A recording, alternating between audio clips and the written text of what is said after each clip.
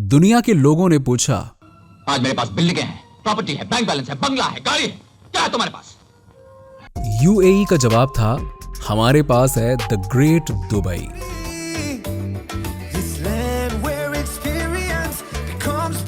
ये वही दुबई है जहां पर आज आपको टेस्टी और शाही पकवान से लेके रईसी का हर सामान मिल जाएगा। लेकिन जनाब जरा रुकिए तो सही, इतिहास के कुछ पन्नों को पलटकर जब हम दुबई के कुछ बीते हुए दौर में जाते हैं तो हालात कुछ ऐसे थे। लेकिन यहाँ के सईद बिन मखदूम अल मखदूम ने कैसे अपनी छोटी छोटी कोशिशों से आज तिनके से दुबई को लैंड ऑफ हेवन बनाकर वो मिसाल पेश की है जिसे आज मिडिल ईस्ट की हर कंट्री कॉपी कर रहा है। तो आइए जानते हैं कैसे मछुआरों के एक गांव से पहचान बनाने वाला दुबई आज इस मकाम तक पहुंचा है। भारत देश से पश्चिम की ओर बढ़ने पर हमें मिलता है यूनाइटेड अरब अमीरात यानी कि यूएई। वही यूएई जिसका हिस्सा दुबई भी है। दरअसल 7 अलग अलग राज्यों के शेख ने मिलकर इस यूएई का निर्माण किया था। इन 7 अमीरात्स के बीच में तय हुआ था कि अबू धाबी का राजा हमेशा प्रेसिडेंट चुना जाएगा, जबकि दुबई के राजा को प्राइम मिनिस्टर की पावर दी जाएगी। और यही वजह है कि यहाँ पर ज्यादा पावर आपको दुबई और अबू धाबी में ही सेंट्रलाइज दिखाई देगी। वैसे आज के दुबई को देखकर और वहाँ की लग्जूरियस फैसिलिटीज को देखकर शायद एक बार को तो आपका भी मन कर जाएगा यहीं पे बसने का। लेकिन शायद कुछ सालों पहले के दुबई को आप देखते तो आई एम श्योर कि आप ऐसी विश कभी नहीं करते। जब हम पुराने दुबई के बारे में जानने चलते हैं तो उसका इतिहास हमें कुछ ऐसा मिलता है शायद जिसके बारे में आपने और हमने कभी कल्पना भी ना की हो। जी हाँ, बात करें 1820 की तो उस समय दुबई में कुछ भी नहीं था। सभी अमीरात्स के अलग अलग शेख हुआ करते थे जो अपने अपने एरिया को रूल करते थे। आज का डेवलप्ड दुबई तब के समय में एक ऐसा गांव हुआ करता था जहां पर मछुआरे मछली पकड़ने का काम करते थे और अपनी रोजी रोटी के लिए पूरी तरह से मछली पालन पर ही डिपेंडेंट थे। हालांकि तब तक ये क्षेत्र अबू धाबी के ही अंडर में आता था, लेकिन 1833 के आसपास शेख मखदूम बिन ने इसे अबू धाबी से अलग कर दिया था। अब समय आता है 1853 जब ब्रिटिशर्स की नजर दुबई पर पड़ी। इस समय पर ब्रिटिशर्स लगभग दुनिया के अलग अलग हिस्सों में अपना साम्राज्य फैला चुके थे, लेकिन उन्हें यहाँ लंदन से बॉम्बे जाने के लिए एक क्षेत्र का उपयोग करना पड़ता था जो दुबई और अबू धाबी के क्षेत्र में आता था। यहाँ पर इन अंग्रेजों के साथ लूटपाट जैसी घटनाएं हो जाती थी, इसलिए इन घटनाओं को रोकने के लिए इन्होंने अबू धाबी और दुबई से बात करके एक एग्रीमेंट साइन किया और इस जगह का नाम ट्रूसियल स्टेट रखा गया और दुबई भी इस ट्रूसियल स्टेट का हिस्सा बन गया। लेकिन यहाँ से दुबई को कोई विशेष फायदा नहीं हुआ, बल्कि अभी भी उसकी पहचान एक गांव के रूप में ही होती थी। दुबई का असली कायाकल्प हुआ 1958 में जब शेख राशिद बिन सईद ने दुबई की कमान संभाली। दरअसल इनका सपना हमेशा से ही दुबई को सबसे आगे लेकर जाने का था। इस बीच जब ये एक बार यूरोप गए तो वहां के इंफ्रास्ट्रक्चर से ये काफी प्रभावित हुए। उसी दिन इन्होंने डिसाइड कर लिया कि आज नहीं तो कल दुबई में भी ये सारी फैसिलिटीज लाकर ही रहेंगे।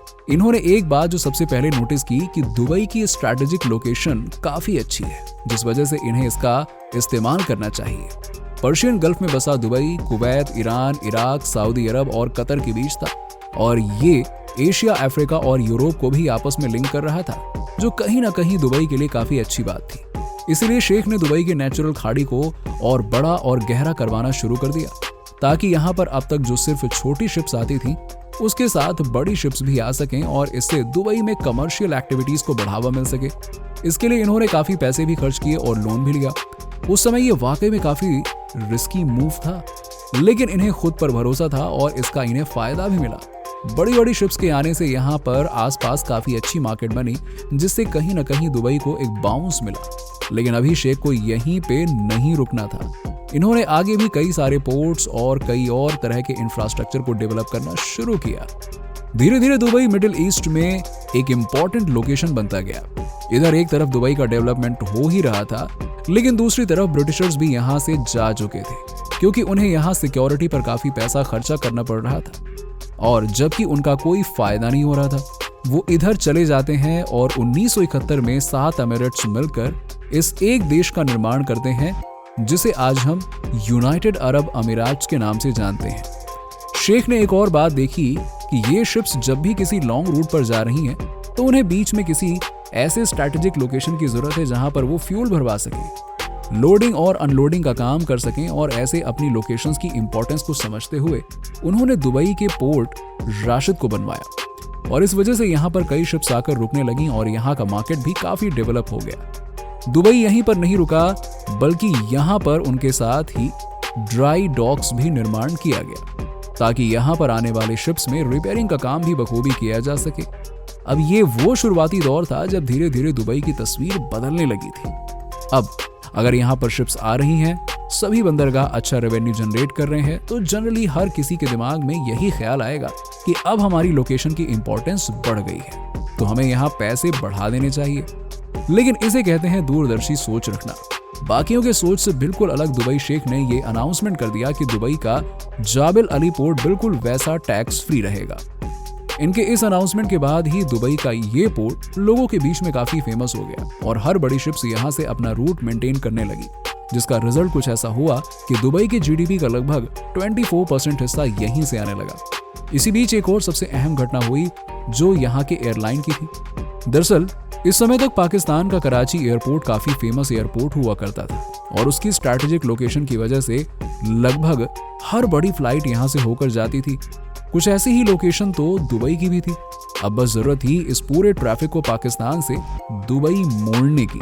इसीलिए दुबई के शेख ने एशिया और यूरोप से आने वाली फ्लाइट्स के लिए एक फ्यूल रिफ्यूलिंग पॉइंट तो बनवाया ही, साथ ही दुबई के शेख ने 1985 में एयर अमीराट्स नाम से एक एयरलाइन शुरू की। इतना ही नहीं, इसके लिए प्लेन भी पाकिस्तान से ही खरीदे। जैसा इन्होंने सोचा था कुछ वैसा ही हुआ और ये पूरा ट्रैफिक धीरे धीरे करके पाकिस्तान से शिफ्ट होकर दुबई में आ गया। अब अगर आप आज के दुबई को देखेंगे तो यहाँ पर आपको सबसे बड़ी इमारत, सबसे बड़ा और आलीशान 7 स्टार होटल, सबसे ज्यादा लग्जूरियस फैसिलिटीज, सबसे आलीशान कार ही देखने को मिलेंगी। और ये वही दुबई है जिसकी कल्पना कभी न कभी शेख राशिद ने की थी। इन्हें तो ये पता था कि दुबई में तेल का भंडारण है, लेकिन ये उस पर डिपेंडेंट नहीं होना चाहते थे क्योंकि इन्हें पता था कि ये भंडार आज नहीं तो कल तो खत्म हो जाएगा। और कहीं ना कहीं दुबई की जीडीपी 1% ही ऑयल पर डिपेंड करती थी। इसीलिए ऑयल को परमानेंट सोल्यूशन ना मानते हुए इन्होंने यहाँ के टूरिज्म पर भी काम करना शुरू कर दिया, क्योंकि इनका ऐसा मानना था कि अगर दुनिया का ध्यान अपनी तरफ खींचना है तो हमेशा कुछ अलग और बेहतरीन करके दिखाना होगा, जिसे अब तक किसी ने ना किया हो। और इसीलिए इन्होंने दुनिया का पहला 7 स्टार होटल बुर्ज अल अरब बनवाया। लेकिन इससे पहले कि ये दुबई की तरक्की में अपना और योगदान दे पाते, इनकी मौत हो गई, जिसके बाद इनके सपने को इनके बेटे शेख मोहम्मद बिन राशिद अल मखतूम ने दुबई की कमान संभालते हुए आगे बढ़ाया। आज हम देख सकते हैं कि दुबई की सबसे ऊंची इमारत बुर्ज खलीफा दुबई में ही है। साथ ही दुबई ने अपने वहां कई मैनमेड आइलैंड आदि बनवाए हुए हैं।